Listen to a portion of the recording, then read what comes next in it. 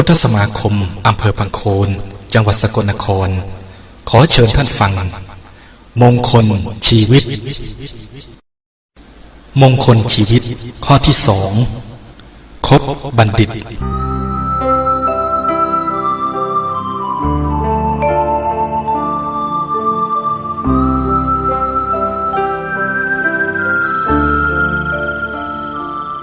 ผ้าที่ห่อหุ้มของหอมย่อมพลอยหอมตลบอบอวนตามไปด้วยฉันใดผู้ที่คบบัณฑิตก็ย่อมพลอยได้รับความรู้ความสามารถและความดีตามบัณฑิตไปด้วยฉันนั้นบัณฑิตคือใครบัณฑิตคือคนที่มีจิตใจผ่องใสอยู่เป็นปกติทำให้มีความเห็นถูกยึดถือค่านิยมที่ถูกต้องสามารถดำเนินชีวิตอยู่ด้วยปัญญาเป็นผู้รู้ดีคือรู้ว่าอะไรดีอะไรชั่วเป็นผู้รู้ถูกคือรู้ว่าอะไรถูกอะไรผิดเป็นผู้รู้ชอบคือรู้ว่าอะไรบุญอะไรบาปบัณฑิตอาจเป็นใครก็ได้เช่นอาจเป็นผู้อ่านหนังสือไม่ออกอาจเป็นชาวไร่ชาวนาอาจเป็นผู้มีการศึกษาสูงอาจเป็นญาติของเราเป็นต้นแต่ไม่ว่าจะเป็นใครก็ตามจะต้องเป็นผู้ที่มีจิตใจผ่องใสและดำเนินชีวิตอยู่ด้วยปัญญาคือเป็นคนดีนั่นเองคนทั่วไปมักเข้าใจว่าผู้ที่เรียนหนังสือจนได้รับปริญญานั้นคือบัณฑิตความจริงแล้วนั่นเป็นเพียงบัณฑิตทางโลกเท่านั้นยังไม่ใช่บัณฑิตที่แท้จริงเพราะผู้ที่ได้รับปริญญาแล้วถ้าความประพฤติไม่ดี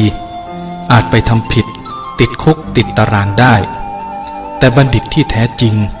ย่อมเป็นผู้ตั้งใจละชั่วประพฤติชอบประกอบแต่ความดีความถูกต้องความสุจริตสามารถป้องกันตนให้พ้นจากคุกตารางแม้กระทั่งจากนรกได้บัณฑิตมิใช่ผู้มีเพียงปริญญาแต่คือผู้อุดมด้วยศีลสมาธิปัญญาเนื่องจากบัณฑิตเป็นผู้มีจิตใจผ่องใสมีความเห็นถูกดำเนินชีวิตอยู่ด้วยปัญญาฉลาดในการสอดส่องหาเหตุผล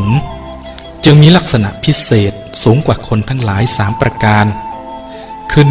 1. ชอบคิดดีเป็นปกติได้แก่คิดให้ทานคิดให้อภัยอยู่เสมอไม่ผูกพยาบาทคิดเห็นถูกต้องตามความเป็นจริงเช่นเห็นว่าบาปบุญมีจริงพระคุณพ่อแม่มีจริง 2. ชอบพูดดีเป็นปกติได้แก่พูดคำจริงพูดคำสมานไมตรีพูดคำมีประโยชน์พูดด้วยจิตที่ประกอบด้วยเมตตาและพูดถูกต้องตามกาลเทศะ 3. ชอบทำดีเป็นปกติได้แก่มีเมตตากรุณาประกอบสัมมาอาชีวะทำบุญให้ทานเป็นปกติรักษาศีลทำสมาธิภาวนาอย่างสม่ำเสมอองค์คุณของบัณฑิตคือ 1. กตัญญูรู้อุปการะคุณที่ท่านทำแล้วแก่ตน 2. อัตตสุทธิทำตนให้บริสุทธิ์จากบาป 3. ปริสุทธิทำผู้อื่นให้บริสุทธิ์จากบาป 4. สังฆะสงเคราะห์แก่ชุมชนทั้งหลายวิธีสังเกตบัณฑิตมักกระทำในสิ่งต่อไปนี้คือ 1. บัณฑิตชอบชักนำในทางที่ถูกเช่นชักนำให้เลิกสูบบุหรี่เลิกดื่มสุราเลิกเล่นการพนันเลิกเสพยาเสพติดชักนำให้สวดมนต์ก่อนนอนให้รักษาศีลให้ตั้งใจศึกษาเล่าเรียนให้ทำมาหากินในทางสุจริตเป็นต้น 2. บัณฑิตชอบทำแต่สิ่งที่เป็นธุระไม่เกะกะเกเรใครๆเร่งรีบทำการงานในหน้าที่ของตนให้สำเร็จลุล่วงไปด้วยดีไม่ปล่อยงานให้ข้างค้างและไม่ก้าวก่ายงานในหน้าที่ของคนอื่นเว้นแต่เมื่อได้รับการขอร้องหรือเพื่ออนุเคราะห์ 3. บัณฑิตชอบทำแต่สิ่งที่ถูกที่ควรเช่นชอบพูดและทำตรงไปตรงมาชอบสนทนาธรรมรังเกียจการนินทาว่าร้ายชอบบำเพ็ญตนให้เป็นประโยชน์ทั้งต่อตนเองและผู้อื่นเป็นต้น 4. บัณฑิตเมื่อถูกว่ากล่าวตักเตือนโดยดีย่อมไม่โกรธมีนิสัยถือเอาความถูกต้องดีงามและความมีประโยชน์เป็นที่ตั้งไม่ถือตัวอวดดีดื้อรั้นแต่เห็นว่าผู้ที่ตักเตือนตนคือผู้ที่ชี้ขุมทรัพย์ให้แล้วพยายามแก้ไขปรับปรุงตนเองให้ดีขึ้นตามคำแนะนำนั้นโดยไม่นึกรังเกียจว่าผู้ที่ตักเตือนจะมีอายุยศศักดิ์ฐานะสูงหรือต่ำกว่าและหากมีผู้เข้าใจผิดพูดก้าวร้าวไม่สมควรก็อดทนไว้ไม่โกรธตอบแล้วพยายามหาโอกาสชี้แจงให้เข้าใจภายหลังจึงทำความอบอุ่นเย็นใจให้แก่ทุกคน 5. บัณฑิตย่อมรับรู้ระเบียบวินัยรักที่จะปฏิบัติตามระเบียบวินัยของหมู่คณะอย่างเคร่งครัดเพราะตระหนักดีว่าวินัยเป็นเครื่องยกหมู่คณะให้เจริญขึ้นได้จริงทำให้หมู่คณะสงบเรียบร้อยไม่วุ่นวายจริงทำให้เกิดความผาสุกจริงจึงรังเกียจความไม่เป็นระเบียบเรียบร้อยความไม่สะอาดรกรุงรังวิธีคบบัณฑิต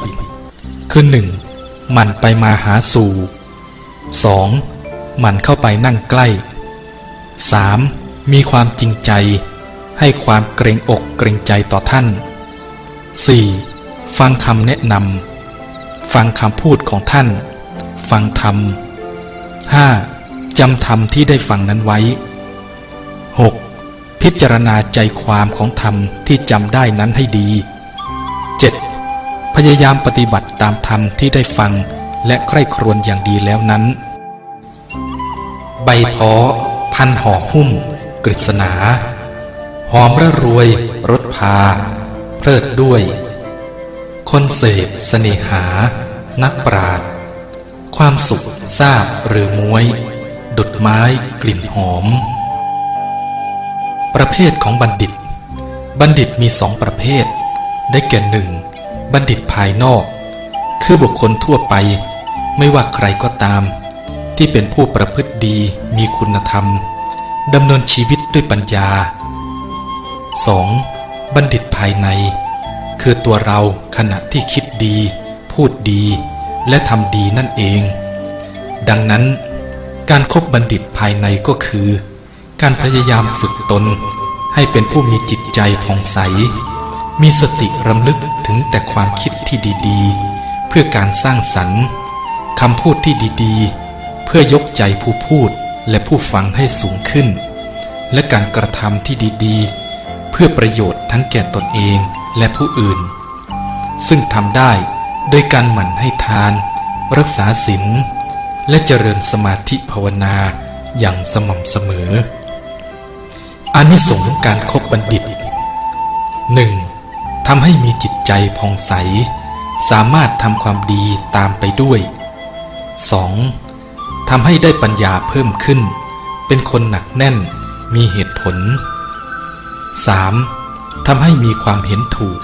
เป็นสัมมาทิฏฐิ 4. ทำให้ไม่ต้องเศร้าโศกเดือดร้อนเพราะทำผิด 5. ทำให้เป็นที่ยกย่องสรรเสริญของคนทั่วไป 6. ทำให้มีความสุขปลอดภัยจากอุปสรรคภัยพานต่างๆ 7. ทำให้มีความเจริญก้าวหน้าสามารถตั้งตัวได้เร็ว 8. ทำให้แม้ละโลกนี้ไปแล้ว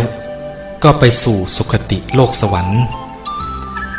9. ทำให้บรรลุมรรคผลนิพพานได้โดยง่ายพระสัมมาสัมพุทธเจ้าท่านได้ตรัสสอนไว้ว่าแท้จริงบุคคลผู้มีปกติเที่ยวสมคบคนพาลย่อมเศร้าโศกสิ้นกาลนานเพราะการอยู่ร่วมกับคนพาลเป็นเหตุนำทุกข์มาให้ในการทุกเมื่อเหมือนการอยู่ร่วมกับศัตรูส่วนบัณฑิต มีการอยู่ร่วมเป็นสุขเหมือนสมาคมแห่งหมู่ญาติเพราะเหตุนั้นแลนรชนพึงคบบัณฑิตผู้มีปัญญาเป็นพหูสูตรเอาการเอางานมีศีลมีวัดปฏิบัติไกลจากกิเลสและเป็นสัตบุรุษเปรียบดังพระจันทร์คบอากาศอันเป็นทางโคจรแห่งดวงดาวฉะนั้น